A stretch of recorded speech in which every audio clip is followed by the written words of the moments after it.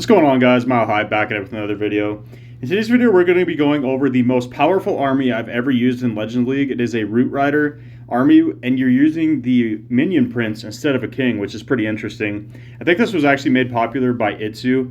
So I tested this out, and I am not by any means a great attacker. I'm pretty average, and I went plus 312 on the day. I'll show you really quick.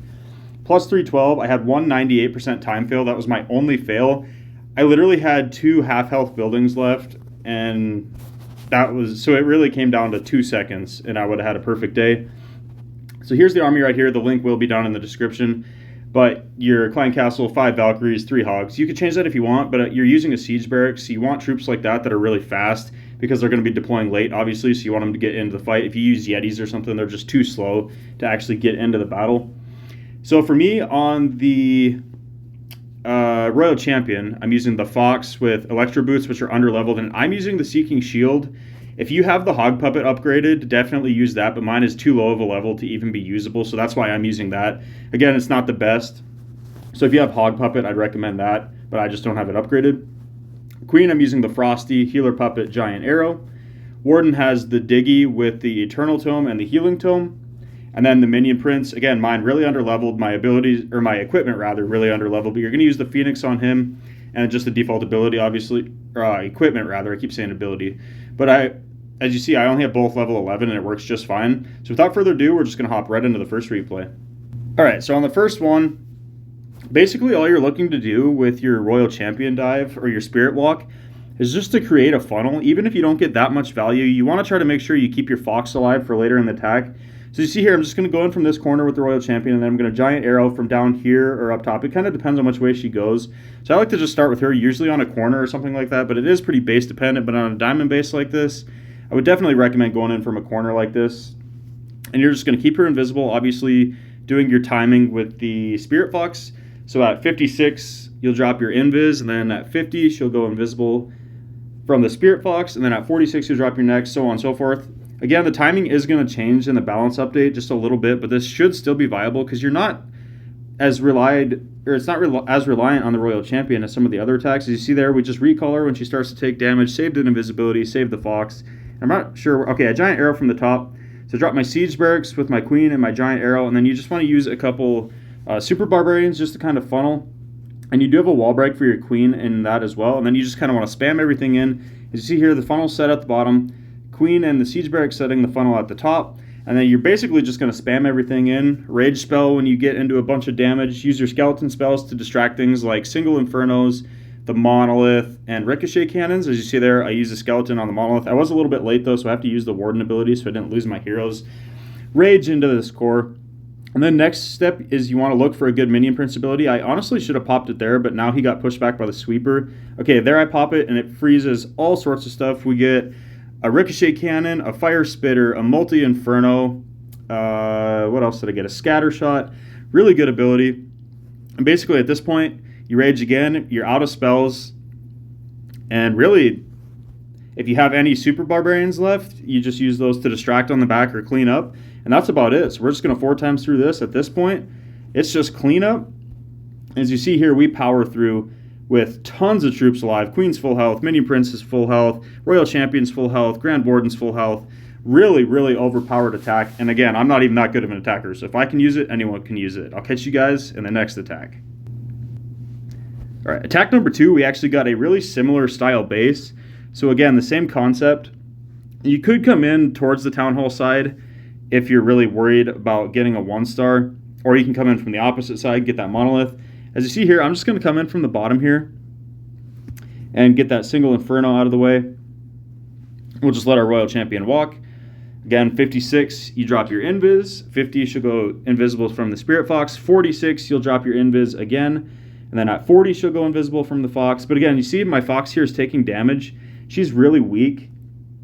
Honestly, here, if you wanted to, if you're too worried about her dying, you could just recall, because you want that Fox to be alive to push with the main army. But as you see here, I'm being a little bit more cautious with my Invises to make sure she stays alive, and I really want to get that Fire Spitter, but it wasn't going to happen, so I recall because I didn't want to lose that Fox. And you see here, the funnel at the bottom is set. Could have been a little bit better, but we'll Queen, Giant Arrow, and Siege Barracks from the right side. pull the clan castle over here and deal with that. It is nice to have your siege barracks and your queen to deal with the clan castle on the outside, so your main army doesn't have to worry about it.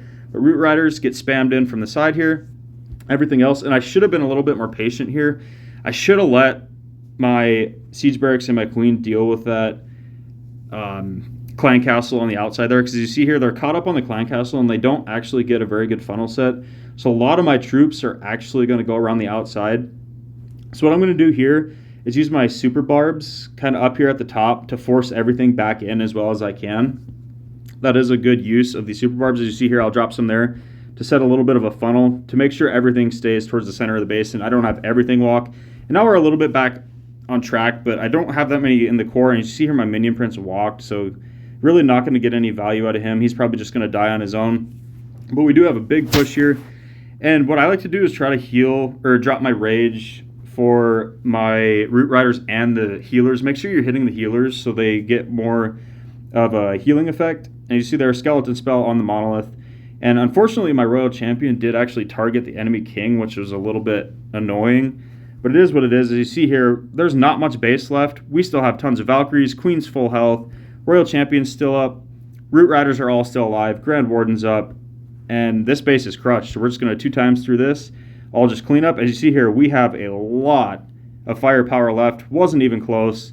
Another 3-star. And I'll catch you guys in the next one. Alright, so this is a bit of an interesting base. Really spread out. We got an Invis and a Rage Tower. But again, with this attack, I'm really not all that worried about it.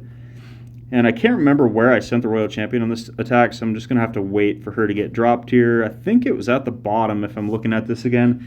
I like doing that, letting her go from the bottom or away from the Town Hall, and then just kind of seeing which direction she goes. That way you can decide what side you want to set the funnel on. Yeah, we're going to send her in at the bottom here. Just kind of see which way she goes. It doesn't really matter which way she goes because it is a symmetrical base. We'll just funnel out the other side with the siege barracks and the queen, whichever way she decides to go. So again, just get your timing. Make sure to protect that Spirit Fox. It's really important to have your Fox alive for the main push because you just get so much value out of the Royal Champion with her Electro Boots in the middle of the base. Killing Clan Castle, Skeleton, Traps, it's just really good. And there's actually a lot of value here. We got 2 scatter shots, and I can't remember if she goes in or not, but if you see that kind of value, definitely go for it. But that is our last Invis here, and we want to make sure we don't lose the Fox. So as soon as that scatter shot goes down, we're going to recall. And as you see, she went left and set a wider funnel over there.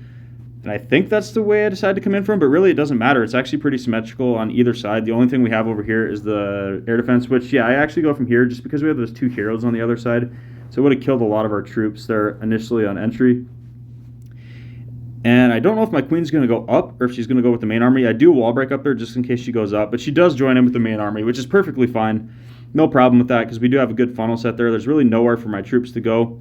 Everything in a massive clump in the middle. I actually had a really good funnel here.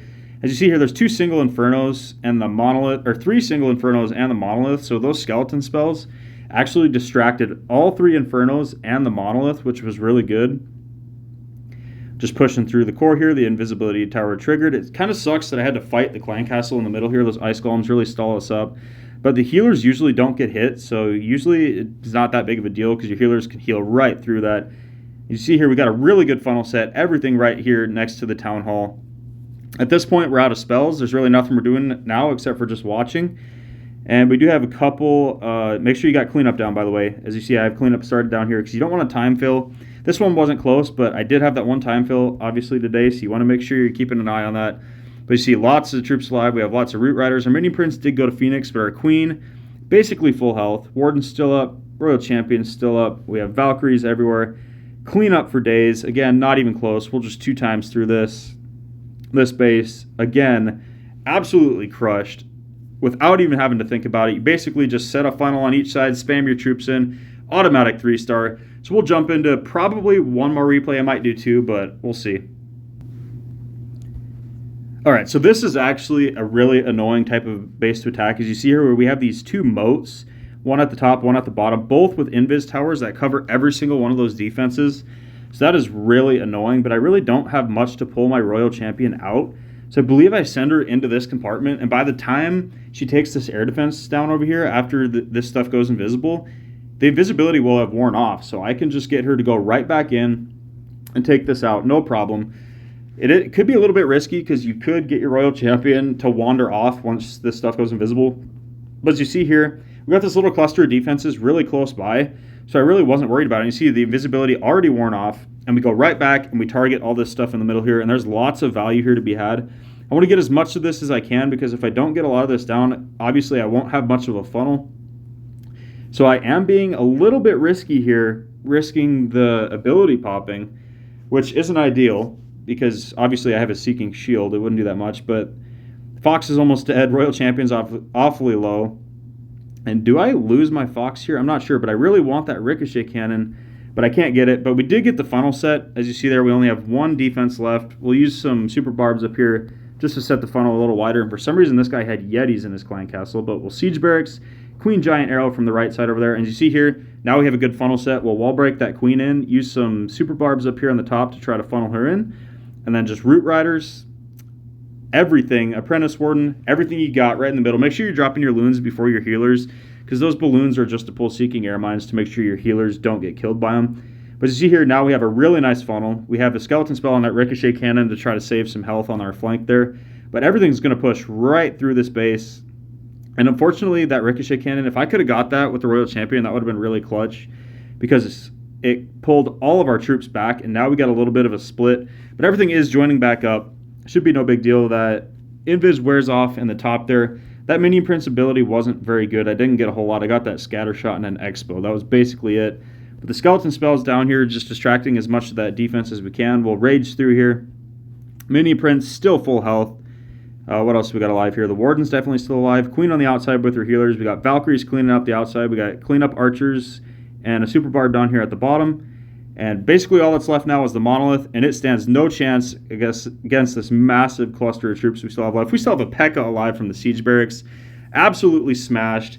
This is probably the easiest attack you could possibly use in Legend League, and by far the most powerful. I've used a lot of mass dragons, stuff like that, and they are powerful, but this is just way more foolproof because I've made mistakes with this army and still end up 3-starring. If I made mistakes with those dragons, it ended up being a time fail or a fail.